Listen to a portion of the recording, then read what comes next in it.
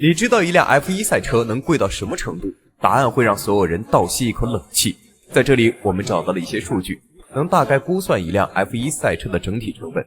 首先是最贵的动力座舱，最贵要700万到1200万美元左右，也就是差不多7000多万人民币。然后就是车手乘坐的座舱单体壳，最便宜也要400多万人民币。尾翼总成大概200万人民币。后部空气动力学总成要接近100万人民币，油箱90万人民币，液压系统和冷却系统差不多都是130万人民币，变速箱4000万人民币，传动轴160万人民币，方向盘50万人民币。除此之外，它的轮胎更烧钱。虽然一条只需要650美元，但一场比赛就得用掉13套，单站成本超过36万人民币，一年光轮胎钱就能烧掉近3000万。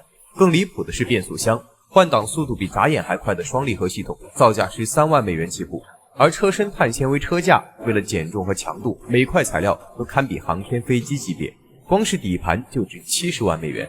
所以全部算下来 ，F1 车手们开的 F1 赛车大多数都造价过亿了，这简直太夸张了。但 F1 的烧钱游戏远不止于此。2025赛季新规要求赛车安装制冷系统，车手不穿冷却背心就得额外负重500克。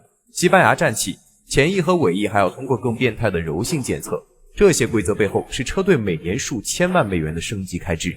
所以，当你看 F1 比赛时，眼前呼啸而过的不是赛车，而是燃烧的钞票。